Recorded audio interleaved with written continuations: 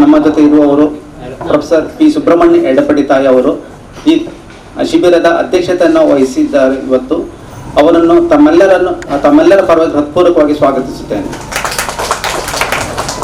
ಹಾಗೆ ಇವತ್ತಿನ ಈ ಕಾರ್ಯಕ್ರಮ ಉದ್ಘಾಟನೆಯನ್ನು ನಮ್ಮ ಸನ್ಮಾನ್ಯ ಶಾಸಕರಾದ ಶ್ರೀ ಯು ಟಿ ಖಾದರ್ ಅವರು ಮಾಡಬೇಕಾಗಿತ್ತು. ಅವರು ಕಾರ್ಯಕ್ರಮಕ್ಕೆ ಬರ್ತಾರೆ ಅಂತ ಹೇಳಿದ್ದಾರೆ. ಚಿಂತನ ಮಂತ್ರ ಒಂದು ಕಾರ್ಯಕ್ರಮ ಬೆಳಿಗ್ಗೆ ಪ್ರಾರಂಭವಾಗಿದೆ, ಅದನ್ನು ಮುಗಿಸ್ಕೊಂಡು ನಮ್ಮ ಜೊತೆ ಜಾಯಿನ್ ಆಗ್ತಾರೆ. ಅವರಿಗೂ ಕೂಡ ನಾನು ಅವರ ಅನುಪಸ್ಥಿತಿಯಲ್ಲಿ ಈ ಸ್ವಾಗತವನ್ನು ಕೋರುತ್ತೇನೆ.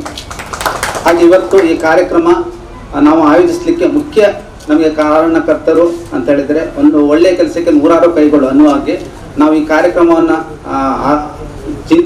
ಆಲೋಚಿಸಿದಾಗ ಮುಖ್ಯವಾಗಿ ವೆನ್ಲಾಕ್ ಜಿಲ್ಲಾ ಆಸ್ಪತ್ರೆ ಮಂಗಳೂರು ಮತ್ತು ಆನಂದಾಶ್ರಮ ಸೇವಾ ಟ್ರಸ್ಟ್ ರಿಜಿಸ್ಟರ್ಡ್ ಪುತ್ತೂರು ಇವರು ನಮಗೆ ತುಂಬ ರೀತಿಯಲ್ಲಿ ಸಹಕಾರ ಮಾಡಿದ್ದಾರೆ. ಇವತ್ತು ಕಣ್ಣು ಪರೀಕ್ಷೆ ಅಥವಾ ಕನ್ನಡಕ ವಿತರಣೆ ಏನೆಲ್ಲ ಇದೆ ಇದು ಆನಂದಾಶ್ರಮ ಸೇವಾ ಟ್ರಸ್ಟ್ ಮತ್ತು ವೆನ್ಲಾಕ್ ಜಿಲ್ಲಾ ಆಸ್ಪತ್ರೆ ಜಂಟಿಯಾಗಿ ನಮಗೆ ನಡೆಸಿಕೊಡ್ತಾ ಇದ್ದಾರೆ. ಅದರಲ್ಲಿ ಮುಖ್ಯವಾಗಿ ನಮ್ಮ ಜೊತೆ ವೇದಿಕೆಯಲ್ಲಿ ಇರುವವರು ಶ್ರೀ ಅನಿಲ್ ರಾಮಾನುಜಂ, ನೇತ್ರಾಧಿಕಾರಿ, ಸಂಚಾರಿ ನೇತ್ರ ಘಟಕ, ವೆನ್ಲಾಕ್ ಜಿಲ್ಲಾ ಆಸ್ಪತ್ರೆ, ಅವರು ವೇದಿಕೆ ಮೇಲಿದ್ದಾರೆ. ಅವರಿಗೂ ಕೂಡ ಹೃತ್ಪೂರ್ವಕವಾಗಿ ಸ್ವಾಗತಿಸುತ್ತೇನೆ. ಡಾಕ್ಟರ್ ಹರ್ಷಿತಾ, ವೈದ್ಯಾಧಿಕಾರಿಗಳು, ಪ್ರಾಥಮಿಕ ಆರೋಗ್ಯ ಮತ್ತು ಕ್ಷೇಮ ಕೇಂದ್ರ, ನಾಟಿಕಲ್, ಅವರು ಕೂಡ ವೇದಿಕೆ ಮೇಲಿದ್ದಾರೆ. ಅವರನ್ನು ತಮ್ಮೆಲ್ಲರ ಪರವಾಗಿ ಹೃತ್ಪೂರ್ವಕವಾಗಿ ಸ್ವಾಗತಿಸುತ್ತೇನೆ. ಹಾಗೆ ಮುಖ್ಯವಾಗಿ ನಮಗೆ ಡಾಕ್ಟರ್ ಗೌರಿ ಪೈ ಅವರು ನಮಗೆ ಇನ್ಸ್ಪಿರೇಷನ್ ಈ ಕಾರ್ಯಕ್ರಮಕ್ಕೆ ಅಧ್ಯಕ್ಷರು, ಆನಂದಾಶ್ರಮ ಸೇವಾ ಟ್ರಸ್ಟ್ ರಿಜಿಸ್ಟರ್ಡ್ ಪುತ್ತೂರು, ಅವರನ್ನು ಕೂಡ ವಿಶ್ವವಿದ್ಯಾಲಯದ ಪರವಾಗಿ ತಮ್ಮೆಲ್ಲರ ಪರವಾಗಿ ಹೃತ್ಪೂರ್ವಕವಾಗಿ ಸ್ವಾಗತಿಸುತ್ತೇನೆ.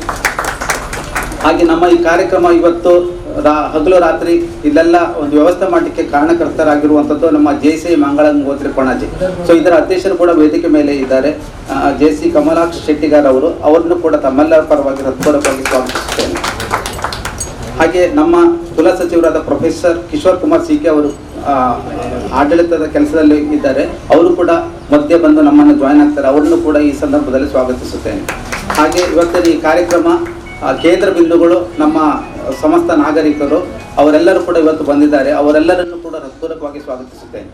ಮುಖ್ಯವಾಗಿ ನಮಗೆ ಆಶಾ ಕಾರ್ಯಕರ್ತರ ಸಹಕಾರ ವೆರಿ ಇಂಪಾರ್ಟೆಂಟು. ಅವರು ಕೂಡ ಬೆಳಗ್ಗೆಯಿಂದ ನಿನ್ನ ಸಂಜೆಯಿಂದ ನಮ್ಮ ಜೊತೆ ಇದ್ದಾರೆ. ಅವರನ್ನು ಕೂಡ ಈ ಕಾರ್ಯಕ್ರಮ ಸ್ವಾಗತಿಸುತ್ತೇನೆ. ಹಾಗೆ ನಮ್ಮ ಜೊತೆ ಮಾಧ್ಯಮ ಮಿತ್ರರು ಕೂಡ ಇದ್ದಾರೆ. ಹಾಗೆ ಎಲ್ಲ ವಾಲಂಟಿಯರ್ಸ್ಗಳಿದ್ದಾರೆ.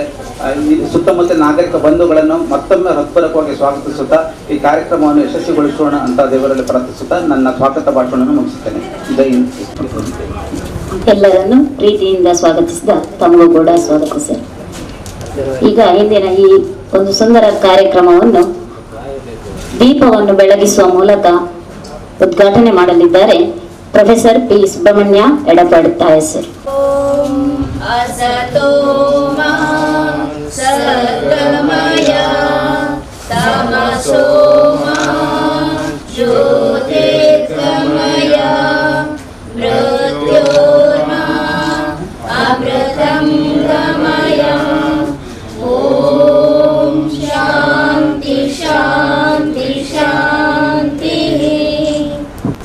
ಉದ್ಘಾಟನೆ ಮಾಡಿದಂತ ಮಂಗಳೂರು ವಿಶ್ವವಿದ್ಯಾನಿಲಯದ ಕುಲಪತಿಗಳಾದ ಶ್ರೀಯುತ ಪ್ರೊಫೆಸರ್ ಸುಬ್ರಹ್ಮಣ್ಯ ಎಡಪಡಿ ತಾಯಿ ಸರ್ ಇವರು ಒಂದೆರಡು ಮಾತನಾಡಬೇಕಾಗಿ ಕೇಳ್ಕೊಂಡು. ನಾನು ಯಾವಾಗಲೂ ಹೇಳಲಿಕ್ಕುಂಟು, ಆರೋಗ್ಯವೇ ಭಾಗ್ಯ.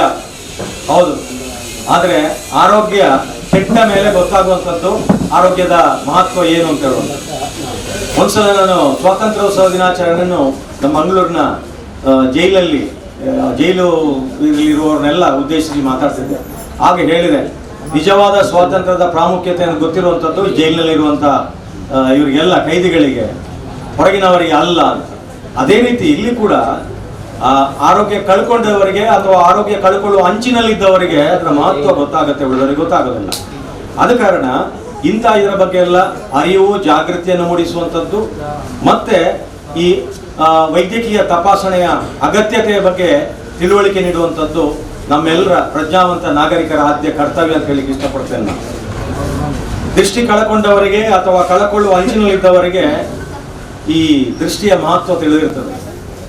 ಕಣ್ಣಿಗೆ ಸಂಬಂಧಿಸಿದ ಕಾಯಿಲೆಗಳಿರ್ಬೋದು ಅಥವಾ ಅಧಿಕ ರಕ್ತದೊತ್ತಡ, ಸಕ್ಕರೆ ಕಾಯಿಲೆ, ಇಂಥವರಿಗೆಲ್ಲ ಅರಿವು ಜಾಗೃತಿ ಮೂಡಿಸುವಂಥದ್ದು, ವೈದ್ಯಕೀಯ ತಪಾಸಣೆಯ ಅಗತ್ಯತೆ ಬಗ್ಗೆ ಅವರಿಗೆ ತಿಳುವಳಿಕೆ ನೀಡುವಂಥದ್ದು, ಮತ್ತು ಕಡು ಬಡವರಿಗೆ ಸಹಾಯ ಕೂಡ ನಾವು ಮಾಡಬೇಕಾಗತ್ತೆ. ಇಂಥ ಇದರಲ್ಲಿ ಮಂಗಳೂರು ವಿಶ್ವವಿದ್ಯಾನಿಲಯ ನಿಜವಾದ ಒಂದು ಒಳ್ಳೆಯ ಪುಣ್ಯದ ಕೆಲಸ ಮಾಡಲಿಕ್ಕೆ ಕೈಗೆತ್ತಿಕೊಂಡಿದೆ. ಇಂಥದ್ದು ಅನೇಕ ಕಾರ್ಯಕ್ರಮ ನಡೀತಾ ಇರಬೇಕು. ನಾನು ನೆನಪಿದೆ, ಯಾರಿಗೆಲ್ಲ 40 ಆಗಿದೆ ಕನ್ನಡಕ ಧರಿಸಬೇಕು ಅಂತ ಹೇಳುವಂಥದ್ದು ಮೊದಲಿನ ವೈದ್ಯಕೀಯರ ಸಲಹೆ ಆಗಿತ್ತು. 40 ವರ್ಷ ಪ್ರಾಯ ಆಗುವಾಗ ಕಣ್ಣು ಸ್ವಲ್ಪ ಮಂಜು ಆಗುತ್ತೆ, ದೃಷ್ಟಿ ಕಳ್ಕೊಳ್ಳೋದಿಲ್ಲ. ನಾವು ಆರೋಗ್ಯಯುತವಾಗಿದ್ರೂ ಕೂಡ ಸ್ವಲ್ಪ ಕನ್ನಡಕ ಇದ್ದರೆ ಒಳ್ಳೆಯದು ಅಂತ ಹೇಳುವಂಥದ್ದು. ಅದನ್ನು ನಾವು ತಪ್ಪಿ ಈ ಹೆಚ್ಚಿನ ಓವರ್ ಕಾನ್ಫಿಡೆನ್ಸ್ ಹೇಳ್ತೇವೆ. ಅದರಲ್ಲಿ ಇದು ಮಾಡಿದರೆ ಹೆಚ್ಚಿನ ಪವರಿನ ಕನ್ನಡಕ ಧರಿಸುವಂಥ ಅನಿವಾರ್ಯತೆ ಎದುರುಗೊಳ್ಳಬೇಕಾಗ್ತದೆ. ಸೊ 40ಗೆ ಆಗುವಾಗ ವೈದ್ಯರು ಹೇಳ್ತಾರೆ 40 ವರ್ಷ ಆದ ನಂತರ ಪ್ರತಿ 2 ವರ್ಷಕ್ಕೊಮ್ಮೆ ಆದರೂ ನಿಮ್ಮ ಕಣ್ಣಿನ ತಪಾಸಣೆ ಮಾಡಿಕೊಳ್ಬೇಕು, ಪರೀಕ್ಷೆ ಮಾಡಿಕೊಳ್ಬೇಕು. ನೀವು ಆರೋಗ್ಯಯುತವಾಗಿರ್ಬೋದು ಬೇರೆ ದೃಷ್ಟಿಯಲ್ಲಿ, ಆದರೆ ಕಣ್ಣಿಗೆ ಸಂಬಂಧಪಟ್ಟಾಗಿ ನೀವು ಪರೀಕ್ಷೆ ಮಾಡಿಕೊಳ್ಬೇಕು. 50 ದಾಟಿದ ನಂತರ ಹೇಳ್ತಾರೆ ಪ್ರತಿ ವರ್ಷಕ್ಕೊಮ್ಮೆ ಆದರೂ ಕಣ್ಣಿನ ತಪಾಸಣೆ ಮಾಡಿಕೊಳ್ಬೇಕು. ಅದರಲ್ಲಿ ಕೂಡ ಈ ಕೆಲವು ಕಾಯಿಲೆಗಳಿಗೆ ಒಳಗೊಂಡವರು, ಅದು ಅಧಿಕ ರಕ್ತದೊತ್ತಡ ಇರಬಹುದು, ಅಥವಾ ಈಗ ಡಯಾಬಿಟಿಸ್ ಎಲ್ಲರಿಗಿದೆ, 3 ಜನರಲ್ಲಿ ಒಬ್ಬರಿಗೆ ಇರ್ತದೆ, ಗೊತ್ತಿರೋದಿಲ್ಲ. ಏನೋ ಗಾಯ ಆಗಿ ಗುಣ ಆಗದೆ ಆಸ್ಪತ್ರೆಗೆ ಹೋಗುವಾಗ ಏನಾದ್ರು ರಕ್ತ ಪರೀಕ್ಷೆ ಮಾಡುವಾಗ ಬೆಳಕಿಗೆ ಬರುತ್ತೆ. ಸೊ ಆದ ಕಾರಣ ಅದು ಸರಿಯಾದ ಸಮಯದಲ್ಲಿ ನಾವು ಅದನ್ನು ಪತ್ತೆ ಹಚ್ಚಿದರೆ ಆ ಗುಣಪಡಿಸುವಂಥದ್ದು ಪೂರ್ತಿ ಆಗದಿದ್ರೂ ಕೂಡ ಅದರ ಜೊತೆ ಬದುಕಲಿಕ್ಕೆ ಅಥವಾ ಜೀವನ ನಡೆಸಲಿಕ್ಕೆ ನಾವು ಕಲಿತುಕೊಳ್ಬಹುದು. ಸೊ ಆದ ಕಾರಣ ಇಲ್ಲಿ ಕೂಡ ಇವತ್ತಿನ ಜೀವನ ಪದ್ಧತಿಯನ್ನು ನೋಡ್ಬೋದು ನಾವು. ಇವತ್ತು ಯುವತಿಯರು ನಾವು ಬುದ್ಧಿ ಹೇಳಬೇಕಾಗ್ತದೆ ಅವರಿಗೆ. ಈ ಏನಾಗುತ್ತೆ ಅಂತ ಹೇಳಿದ್ರೆ ಅನಿಯಂತ್ರಿತವಾಗಿ ಈ ಮೊಬೈಲ್ ಫೋನ್ ಯೂಸ್ ಮಾಡುವಂಥದ್ದು, ಸ್ಮಾರ್ಟ್ ಫೋನ್, ಅದು ಕಡಿಮೆ ಬೆಳಕಿನಲ್ಲಿ ಯೂಸ್ ಮಾಡುವಂಥದ್ದು. ಅದೇ ರೀತಿಯಲ್ಲಿ ಇವತ್ತಿನ ಉದ್ಯೋಗ ಪ್ರಕ್ರಿಯೆ ಕೂಡ ಅದೇ ರೀತಿ ಇದೆ. ಲ್ಯಾಪ್ಟಾಪ್ ಅಂತ ಹೇಳ್ತೇವೆ ನಾವು, ಡೆಸ್ಕ್ಟಾಪ್, ಸರಿಯಾದ ಒಂದು ಪೋಸ್ ಇಲ್ಲದೆ, ಸರಿಯಾದ ಕ್ರಮದಲ್ಲಿ ಕುಳಿತುಕೊಳ್ಳದೆ, ಸರಿಯಾದ ಬೆಳಕಿನಲ್ಲಿ ಕೆಲಸ ಮಾಡದೆ ಇಂಥ ಕಾಯಿಲೆಗಳಿಗೆ ತುತ್ತಾಗುವಂಥದ್ದು, ದೃಷ್ಟಿ ಮಂದಾಗುವಂಥದ್ದು ಸರ್ವೇ ಸಾಮಾನ್ಯ ಆಗಿದೆ. ಆದ ಕಾರಣ ನಾವು ಬೆಳಕಿನ ಕೊರತೆ ಇರಬಹುದು, ಕುಳಿತುಕೊಂಡು ಭಂಗಿ ಇರಬಹುದು, ಇದನ್ನೆಲ್ಲ ಯೋಚನೆ ಮಾಡಿಕೊಂಡು ಯಾರೆಲ್ಲ ಕೆಲಸ ಮಾಡ್ತಾರೆ ಅವರು ಗಮನ ಹರಿಸಬೇಕಾಗುತ್ತೆ. ಅದೇ ರೀತಿ ನಾನೊಬ್ಬ ಹಳ್ಳಿಯಿಂದ ಬೆಳೆದು ಬಂದವ. ನಾನು ಯಾವಾಗ ಹೇಳಲಿಕ್ಕುಂಟು, ನನ್ನ ಕೊಕ್ಕಡ ಹಳ್ಳಿಯಲ್ಲಿ ನಾನು ಎಲಿಮೆಂಟ್ರಿ ಶಾಲೆ ಮುಗಿಸಿದವ, ನಂತರ ಧರ್ಮಸ್ಥಳ ಮತ್ತು ಉಜಿರೆ ಎಲ್ಲ ನಾನು ವಿದ್ಯಾಭ್ಯಾಸ ಮಾಡ್ಕೊಂಡು ಬಂದವ. ಈ ಹಳ್ಳಿಯ ಗ್ರಾಮೀಣ ಜೀವನ, ನಾವು ಒಂದು ಕೃಷಿಕರಾಗಿ ನಾವು ಕೆಲಸ ಮಾಡಿದವರು. ಸೊ ಹಳ್ಳಿಯ ಗ್ರಾಮೀಣ ಜೀವನ ಆಗ್ಬೋದು, ಕನ್ನಡ ಮಾಧ್ಯಮ ಶಾಲೆ ಆಗ್ಬೋದು, ಅಥವಾ ಬಡತನ ಆಗ್ಬೋದು, ನನಗೆ ಶಾಪ ಆಗಲಿಲ್ಲ, ಹೊರವಾಗಿದೆ ಅಂತ. ಆ ದೃಷ್ಟಿಯಲ್ಲಿ ನಾನು ಪ್ರತಿ ಸಲ ಊರಿಗೆ ಹೋಗುವಾಗ ರೈತಾಪಿ ವರ್ಗದವರ ಹತ್ರ ನೋಡ್ಲಿಕ್ಕೆ ಉಂಟು. 60 ವರ್ಷ ಆದರೂ ಕನ್ನಡಕ ಬೇಡ ಅವರಿಗೆ. ಯಾಕಂದರೆ ಅಲ್ಲಿಯ ಜೀವನ ಪದ್ಧತಿ, ಅವರ ಸಂಸ್ಕಾರ, ಅವರ ಕಾರ್ಯವೈಖರಿಯಿಂದಾಗಿ ಅವರಂಥ ಆರೋಗ್ಯವನ್ನು ಉಳಿಸಿಕೊಂಡಿದ್ದಾರೆ. ಸೊ ಆದ ಕಾರಣ ಇಲ್ಲಿ ಇಂಥ ಒಂದು ಕಾರ್ಯಕ್ರಮದ ಪ್ರಯೋಜನವನ್ನು ನಮ್ಮ ನಾಗರಿಕರು ಪಡ್ಕೊಳ್ಬೇಕು ಅಂತೇಳಿ ನಾನು ಆಶಿಸ್ತಾ, ಎಲ್ಲರಿಗೆ ಶುಭವನ್ನು ಕೋರುತ್ತಾ, ಈ ಕಾರ್ಯಕ್ರಮಕ್ಕೆ ಕೈ ಜೋಡಿಸುವಂತಹ ಎಲ್ಲ ಅಂಗಸಂಸ್ಥೆಗಳನ್ನು ಕೂಡ ಅಭಿನಂದಿಸ್ತಾ ನನ್ನ ಮಾತುಗಳನ್ನು ಮುಗಿಸ್ತೇನೆ. ಎಲ್ಲರಿಗೂ ಶುಭವಾಗಲಿ. ಜೈ ಹಿಂದ್, ಜೈ ಕರ್ನಾಟಕ. ಮನುಷ್ಯನ ಜೀವನ ಶೈಲಿ ಮಾನವನ ಮೇಲೆ ಯಾವ ರೀತಿ ಪ್ರಭಾವ ಬೀರುತ್ತದೆ, ಅದೇ ರೀತಿ ನಾವೆಲ್ಲರೂ ನಿಯಮಿತವಾಗಿ ಕಣ್ಣಿನ ತಪಾಸಣೆ ಮಾಡಿಕೊಳ್ಬೇಕು ಅಂತ ಕರೆ ನೀಡುತ್ತಾ ಈ ಒಂದು ಕಾರ್ಯಕ್ರಮವನ್ನು ಉದ್ಘಾಟಿಸಿ ಒಂದೆರಡು ಮಾತನಾಡಿದ ಶ್ರೀಯುತ ಪ್ರೊಫೆಸರ್ ಸುಬ್ರಹ್ಮಣ್ಯ ಎಡಬಡಿತಾಯಿ ಸರ್, ಧನ್ಯವಾದಗಳು. ಅದೇ ರೀತಿ ಇವತ್ತು ಡಾಕ್ಟರ್ ಲವಿನಾ ಇವರು ಅಂಗಾಂಗ ದಾನದ ಬಗ್ಗೆ ಒಂದೆರಡು ಮಾತುಗಳನ್ನು ನಿಮ್ಮ ಮುಂದೆ ಹೇಳಲಿಕ್ಕಿದ್ದಾರೆ. ಅಂಗಾಂಗ ದಾನದ ಬಗ್ಗೆ ಅರಿವು ಮೂಡಿಸುವಂತಹ ಒಂದೆರಡು ಮಾತುಗಳು ಡಾಕ್ಟರ್ ಲವಿನಾ ಮೇಡಮ್ ಇವರಿಂದ. ಉದ್ಘಾಟನೆ ಮಾಡಿದಂತಹ ಸರ್ ಹೇಳಿದ್ರು, ಆರೋಗ್ಯವೇ ಭಾಗ್ಯ, ಮತ್ತೆ ನಾವು ಜೀವನದಲ್ಲಿ ಯಾವುದೇ ರೀತಿಯ ಅಂದ್ರೆ ಆರೋಗ್ಯದ ಸಮಸ್ಯೆಯ ಅಂಚಿನಲ್ಲಿರುವವರಿಗೆ ನಮ್ಗೆ ಆರೋಗ್ಯದ ಮಹತ್ವ ಅನ್ನುವಂಥದ್ದು ಅದರ ಪರಿಣಾಮ ಗೊತ್ತಾಗ್ತದೆ ಅಂತೇಳಿ ಖಂಡಿತ ನಾನಿವತ್ತು ಮಾತಾಡಲಿಕ್ಕೆ ಇರುವಂತಹದ್ದು, ನಾವು ಹೇಗೆ ಕಣ್ಣಿನ ಚಿಕಿತ್ಸೆಗೆ ನಾವು ಜಾಗ್ರತೆಯನ್ನ ಮಾಡ್ತೇವೆಯಾ, ಜಾಗ್ರತೆಯನ್ನು ಮಾಡ್ತೇವೆಯಾ, ಹಾಗೇನೆ ಕಣ್ಣು ದಾನ ಅನ್ನುವಂಥದ್ದು ನೀವೆಲ್ಲರೂ ಕೂಡ ಕೇಳಿರ್ಬೋದು. ಕಣ್ಣು ದಾನ ಅನ್ನುವಂಥದ್ದು ಯಾವಾಗ ನಮ್ಮ ಕಣ್ಣು ಚಿಕಿತ್ಸೆಗೆ ಫಲಕ ಅದು ಸಾಧ್ಯತೆ ಆಗೋದಿಲ್ವಾ, ಚಿಕಿತ್ಸೆಗೆ ಒಳಪಡಲಿಕ್ಕೆ ಸಾಧ್ಯ ಆಗೋದಿಲ್ವಾ, ಆ ಸಂದರ್ಭದಲ್ಲಿ ಕಣ್ಣು ಅವರಿಗೆ ಕಸಿ ಮಾಡುವಂಥದ್ದು ಅಥವಾ ಕಣ್ಣನ್ನು ಬದಲಾಯಿಸುವಂಥದ್ದು ಅತ್ಯಗತ್ಯ ಆಗುತ್ತದೆ. ಯಾವೆಲ್ಲ ಸಂದರ್ಭಗಳಲ್ಲಿ ಅಂತೇಳಿ ಹೇಳುವಾಗ ಸಾಮಾನ್ಯವಾಗಿ ನಾವು ಕಣ್ಣು ದಾನ ಅಂತೇಳಿ ಹೇಳುವಾಗ ಕಣ್ಣಿನಲ್ಲಿ 3 ವಿಧ ಇರ್ತದೆ. ಅದು ರೆಟಿನಾ ಆಗಿರ್ಬೋದು, ಬಿಳಿಗುಡ್ಡೆ ಮತ್ತು ಕರಿಗುಡ್ಡೆ. ನಾವು ಕರಿಗುಡ್ಡೆಯ ಒಂದು ವೈಫಲ್ಯಕ್ಕೆಗೊಂಡಾಗ ನಾವು ಕಣ್ಣಿನ ಅಥವಾ ಕರಿಗುಡ್ಡೆಯನ್ನ ನಾವು ಬದಲಾಯಿಸುವಂತದ್ದು, ಕಸಿ ಮಾಡುವಂತದ್ದು ತೀರಾ ಅಗತ್ಯತೆ ಇರ್ತದೆ. ಇದು ಯಾವಾಗ ಅಂತ ಹೇಳಿದ್ರೆ, ಕೆಲವೊಂದ್ಸರಿ ಹುಟ್ಟುವಾಗಲೇ ಮಕ್ಕಳು ಅಂಧತ್ವವನ್ನ ಹೊಂದಿಕೊಂಡು ಹೋಗ್ತಾರೆ. ಕೆಲವೊಂದ್ಸರಿ ಈ ಸಿಡಿಮದ್ದುಗಳ ಸಂದರ್ಭದಲ್ಲಿ ಅದು ಕಣ್ಣಿಗೆ ತಾಗಿದಾಗ ನೇರವಾಗಿ ಕಣ್ಣಿನ ಕರಿಗುಡ್ಡೆಗೆ ತಾಗಿ ಕರಿಗುಡ್ಡೆ ಅದು ವೈಫಲ್ಯಗೊಳ್ಳುವಂತದ್ದು ಆಗ್ತದೆ. ಕೆಲವೊಂದ್ಸರಿ ಕಣ್ಣಿಗೆ ಯಾವುದೇ ರೀತಿಯ ಕಡ್ಡಿಗಳು ಬಿದ್ದಾಗ ಕೂಡ ಅದು ಚಿಕಿತ್ಸೆಗೆ ಫಲಕಾರಿಯಾಗದೆ ಕಸಿ ಮಾಡುವಂತದ್ದು ತೀರಾ ಅಗತ್ಯತೆ ಇರ್ತದೆ. ಇನ್ನೊಂದು ವಯೋಸಹಜವಾದಂತಹ ಸಂದರ್ಭದಲ್ಲಿ ಕೂಡ ಪ್ರಾಯ ಆಗ್ತಾ ಬರುವಾಗ ಜನರು ಕಣ್ಣಿನ ಅಂಧತ್ವಕ್ಕೆ ಒಳಗಾಗುವಂತದ್ದು ಸಾಮಾನ್ಯವಾಗಿದೆ. ನಮ್ಮ ಕರ್ನಾಟಕದಲ್ಲಿ ಸಾಧಾರಣ 5 ಲಕ್ಷಕ್ಕಿಂತ ಜಾಸ್ತಿ ಜನ ಇವತ್ತು ಕಣ್ಣಿನ ಸಮಸ್ಯೆಗೆ ಒಳಗಾದವರು ಇದ್ದಾರೆ. ಸೊ ಯಾವಾಗ ನಾವು ಕಣ್ಣು ದಾನ ಮಾಡಬಹುದು ಅಂತ ಹೇಳಿದ್ರೆ, ಸಹಜವಾಗಿ ನಾವು ಏನು ನ್ಯಾಚುರಲ್ ಆಗಿ ಡೆತ್ ಆಗ್ತೇವೆ, ಸಹಜವಾಗಿ ನಾವು ಮೃತಪಟ್ಟಂತ ಸಂದರ್ಭದಲ್ಲಿ 6 ಗಂಟೆಯ ಒಳಗಡೆ ನಾವು ಕಣ್ಣಿನ ಬ್ಯಾಂಕಿನವರಿಗೆ ನಮ್ಮ ಕುಟುಂಬದವರು ಯಾರಾದರೂ ಒಬ್ರು ನಾವು ಸತ್ತಾಗ ನಮ್ಮ ಕುಟುಂಬದವರು ಯಾರಾದರೂ ಕಣ್ಣಿನ ಬ್ಯಾಂಕಿಗೆ ಫೋನ್ ಮಾಡಿದ್ರೆ ಅವರು ತಕ್ಷಣಕ್ಕೆ ಬಂದು ಕಣ್ಣನ್ನ ಕರಿಗುಡ್ಡೆಯನ್ನ, ಮುಖ್ಯವಾಗಿ ಕರಿಗುಡ್ಡೆಯನ್ನ ತೆಗೆದು ಅದನ್ನ ಕಣ್ಣಿನ ಬ್ಯಾಂಕ್ ಇದರಲ್ಲಿ ಪ್ರಿಸರ್ವ್ ಮಾಡುವ ಮೂಲಕವಾಗಿ ಅದನ್ನು ಯಾರಿಗೆ ಕಣ್ಣಿನ ಅಗತ್ಯತೆ ಇದೆಯಾ, ಯಾರಿಗೆ ಜಗತ್ತಿನ ಬೆಳಕನ್ನು ಕಾಣಲಿಕ್ಕೆ ಸಾಧ್ಯ ಆಗುದಿಲ್ಲ ಅವರಿಗೆ ಒಂದು ಕಸಿ ಮಾಡುವ ಮೂಲಕವಾಗಿ ಸಾರ್ಥಕತೆಯನ್ನು ಮೆರೀಲಿಕ್ಕೆ ಸಾಧ್ಯ ಆಗ್ತದೆ. ಇದು ಯಾವಾಗ ಮಾಡೋದು ಅಂತೇಳಿ ಹೇಳಿದ್ರೆ, ನಾವು ಜೀವಂತ ಇರುವಾಗ ನಾನು ಕಣ್ಣು ದಾನ ಮಾಡ್ತೇನೆ, ನಾನು ಸತ್ತ ನಂತರ ನನ್ನ ಕಣ್ಣನ್ನು ಬೇರೆಯವರಿಗೆ ಒಂದು ಕೊಟ್ಟು ಸಾರ್ಥಕತೆಯನ್ನು ಮೆರೀಲಿಕ್ಕೆ ನಾನು ಆಲೋಚಿಸ್ತೇನೆ ಅಂತೇಳಿ ಹೇಳಿ ಒಂದು ಪ್ಲೆಡ್ಜ್ ಅನ್ನ ನಾವು ಮಾಡಬಹುದು. ಕಣ್ಣು ದಾನದ ಪ್ಲೆಡ್ಜ್, ವಾಗ್ದಾನ ಮಾಡುವಂತದ್ದು. ಅದು ನಮ್ಮ ಆರೋಗ್ಯ ಮತ್ತೆ ಕುಟುಂಬ ಕಲ್ಯಾಣ ಇಲಾಖೆಯಲ್ಲಿ ಇವತ್ತು ಜೀವ ಸಾರ್ಥಕತೆ ಅಂತೇಳಿ ಒಂದು ಕಾರ್ಯನಿರ್ವಹಿಸ್ತಾ ಇದೆ. ಈ ಜೀವ ಸಾರ್ಥಕತೆಯಲ್ಲಿ ಒಂದು QR ಕೋಡ್ ಇದೆ, ಮತ್ತೆ ಪ್ಲೆಡ್ಜ್ ಫಾರ್ಮ್ಸ್ ಇದೆ. ಈ ಫಾರ್ಮ್ ಅನ್ನ ಫಿಲ್ ಮಾಡುವ ಮೂಲಕವಾಗಿ ಇದರಲ್ಲಿ ನಮ್ಮ ಕುಟುಂಬದವರ ಒಂದು ಫೋನ್ ನಂಬರ್ ಅನ್ನು ಕೊಡುವ ಮೂಲಕವಾಗಿ ಕೊಟ್ರೆ ಒಂದು ಡೋನರ್ ಕಾರ್ಡ್ ಅನ್ನು ನಾವು ಕೊಡ್ತೇವೆ. ಆ ಡೋನರ್ ಕಾರ್ಡ್ ಅನ್ನು ನೀವು ಇಟ್ಕೊಂಡ್ರೆ ಮುಂದೆ ಅದು ನಾವು ಮೃತಪಟ್ಟ ಸಂದರ್ಭದಲ್ಲಿ ಅದನ್ನ ನಮ್ಮ ಕುಟುಂಬದವರು, ಯಾಕೆಂತ ಹೇಳಿದ್ರೆ ಪ್ರತಿಯೊಬ್ಬರು ಕೂಡ ಜೀವಂತ ಇರುವಾಗ ಅವರ ಹತ್ರ ಏನು ಆಸೆ ಇರ್ತದೆ ಅದನ್ನ ಸತ್ತ ನಂತರ ಕುಟುಂಬದವರು ಈಡೇರಿಸ್ತಾರೆ. ಇವರ ಒಂದು ಆಸೆ ಇತ್ತು, ನಾವು ಯಾಕೆ ಅದಕ್ಕೆ ಅಡ್ಡಿ ಬರೋದು ಅಂತೇಳಿ ಹೇಳಿ ಈಡೇರಿಸ್ತಾರೆ. ಸೊ ಅಂತ ಸಂದರ್ಭದಲ್ಲಿ ನಾವೊಂದು ಕುಟುಂಬದವರ ಫೋನ್ ನಂಬರ್ ಅನ್ನು ಕೊಟ್ರೆ ಅವರು ಕಣ್ಣಿನ ಬ್ಯಾಂಕಿಗೆ ತಿಳಿಸ್ತಾರೆ. ಆದ್ರೆ ನಾವು ಪ್ಲೆಡ್ಜ್ ಮಾಡಿದ್ದೇವೆ ಅಂತೇಳಿ ಹೇಳಿ, ವಾಗ್ದಾನ ಮಾಡಿದ್ದೇವೆ ಅಂತೇಳಿ ಹೇಳಿ ಕುಟುಂಬದವರಿಗೆ ಯಾರ್ದು ಫೋನ್ ನಂಬರ್ ನಾವು ಕೊಟ್ಟಿರ್ತೇವೆ ಅವರಿಗೆ ತಿಳಿಸಿರ್ಬೇಕು. ಇಷ್ಟು. ಇನ್ನೊಂದು ಸರ್ ಆಗ ಹೇಳಿದ್ರು, ಇವತ್ತು ರಕ್ತದಾನದ ದಿನ.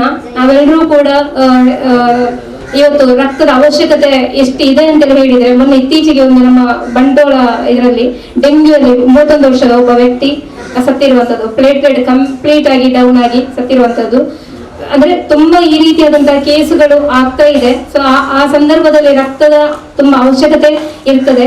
ಸೊ ಇದು ರಕ್ತ ಅನ್ನುವಂಥದ್ದು ಕೂಡ ಒಂದು ದಾನದ ಇದರಲ್ಲಿ ಬರ್ತದೆ.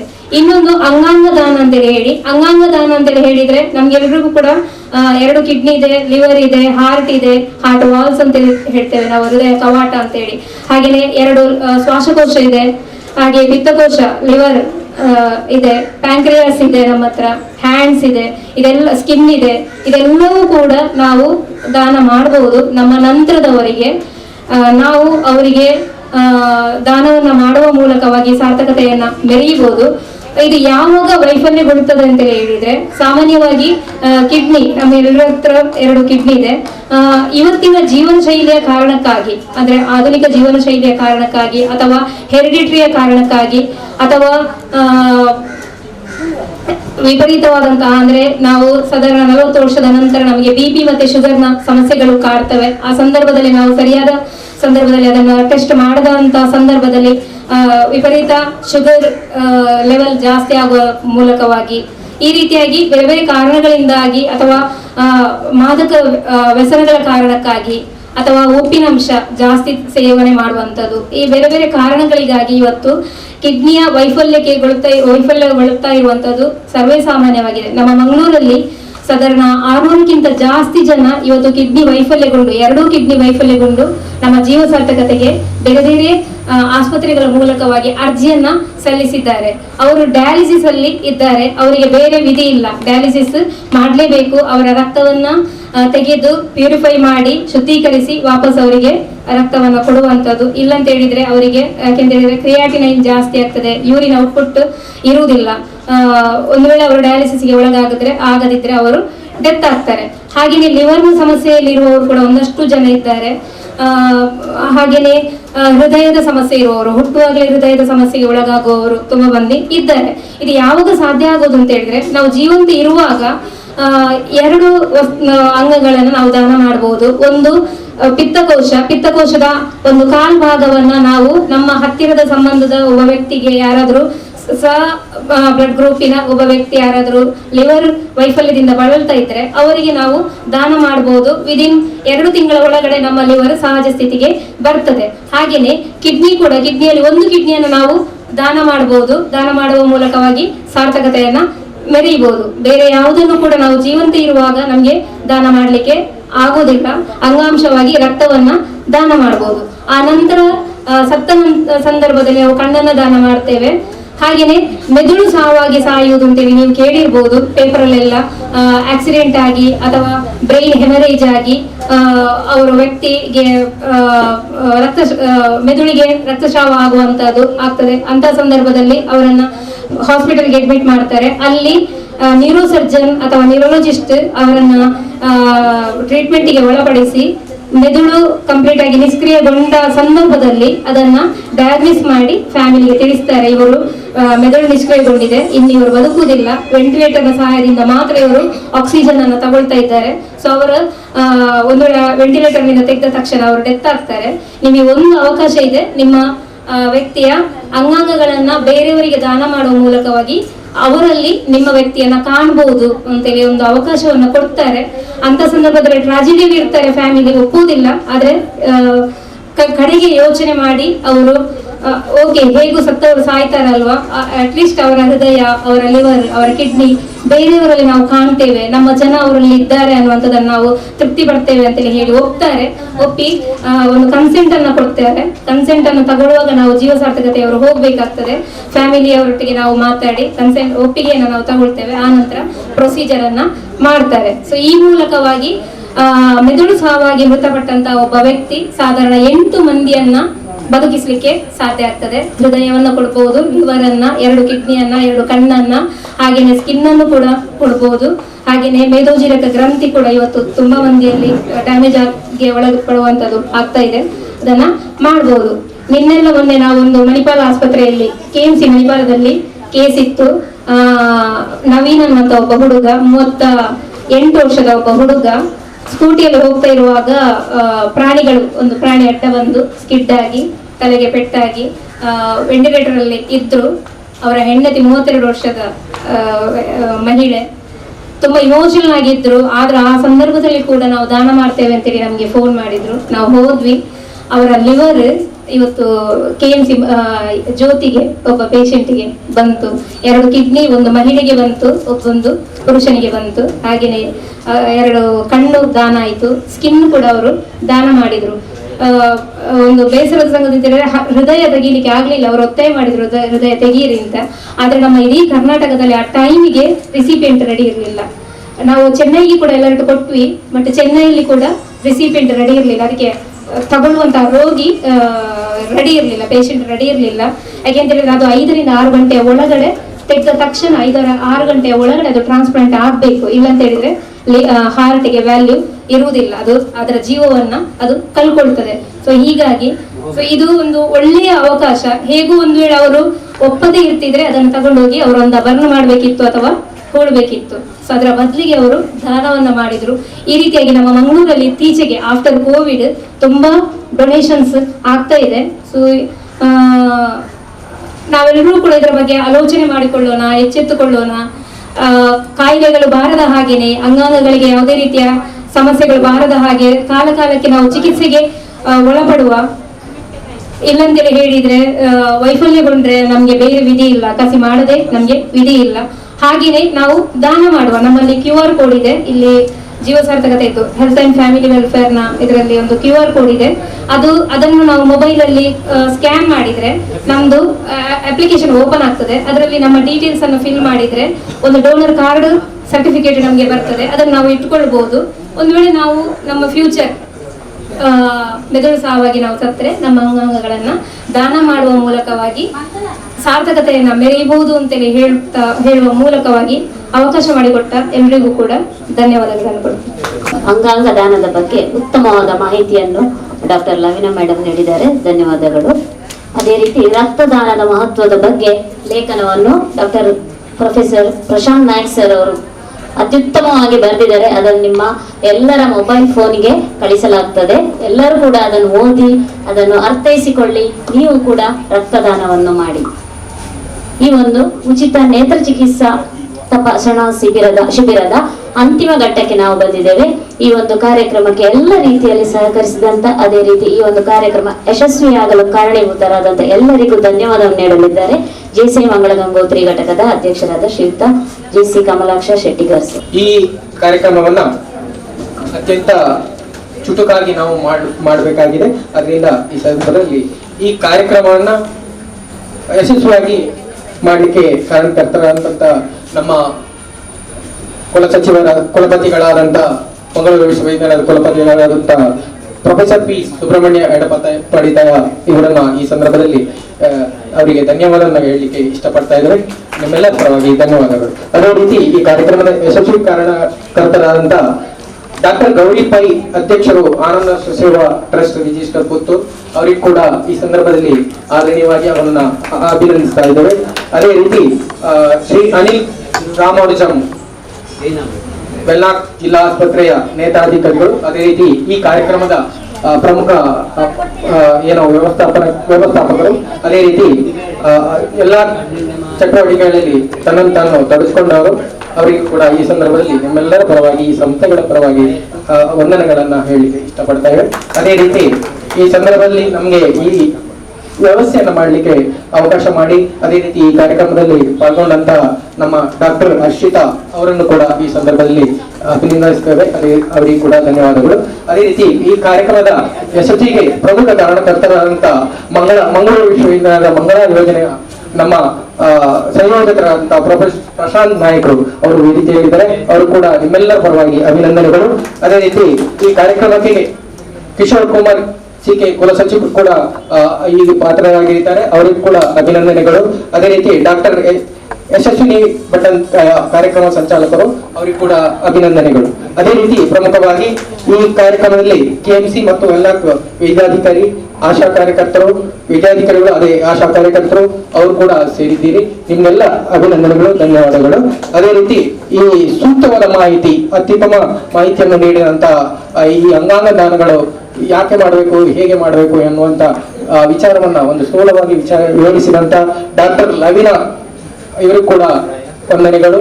ಅದೇ ರೀತಿ ಈ ಕಾರ್ಯಕ್ರಮವನ್ನ ಅಚ್ಚುಕಟ್ಟಾಗಿ ನಿರ್ವಹಣೆ ಮಾಡಿದಂತ ನಮ್ಮ ಜೆಸಿಯ ಕ್ರಿಯಾಶೀಲ ಕಾರ್ಯದರ್ಶಿ JC ಜಯಲಕ್ಷ್ಮಿ ಜಿ ಅವರನ್ನು ಕೂಡ ಈ ಸಂದರ್ಭದಲ್ಲಿ ಅಭಿನಂದಿಸುತ್ತೇವೆ. ಅದೇ ರೀತಿ ತನ್ನಂತ ಎಲ್ಲ ಫಲಾನುಭವಿಗಳು, ಅದೇ ರೀತಿ ಪ್ರಮುಖವಾಗಿ ಪತ್ರಿಕಾ ಮಾಧ್ಯಮದ ಎಲ್ಲ ಮಿತ್ರರಿಗೂ, ಅದೇ ರೀತಿ JCಯ ಎಲ್ಲ ಮಿತ್ರರಿಗೂ ನಾವು ವಂದನೆಗಳು ಹೇಳುತ್ತಾ, ಅದೇ ರೀತಿ ವೆಲ್ಲಾಕ್ನ ಎಲ್ಲ ವಿದ್ಯಾಧಿಕಾರಿಗಳು, ಅದೇ ರೀತಿ ಕಾರ್ಯಕರ್ತರಿಗೆ ವಂದನೆಗಳು ಹೇಳುತ್ತಾ ಈ ಕಾರ್ಯಕ್ರಮವನ್ನ ಇಲ್ಲಿಗೆ ಮುಕ್ತಾಯಗೊಳಿಸಿದೆ. ನಮಸ್ತೆ.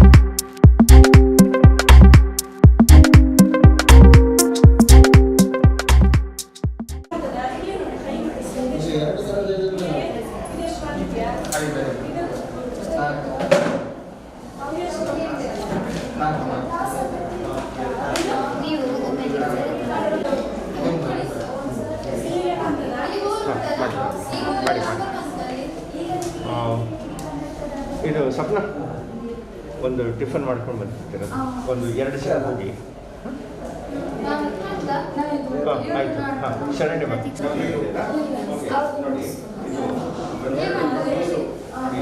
ತುಂಬ ಇನ್ನೂ ಜಾಸ್ತಿ ಕಷ್ಟ ಯಾಕೆ ಕಷ್ಟ ಇದೆ ಹಾಗಾಗಿ ಸಡನ್ ಆಗಿ ನಂಬರ್ ಜಾಸ್ತಿ ಸಾಧ್ಯ 3 ಲಕ್ಷ ತಪಾಸಣೆಯನ್ನು ಮಾಡೋಣ ಹಾಸ್ಪಿಟಲ್ಗೆ ಕೂರಿಸುತ್ತಿದ್ದಾರೆ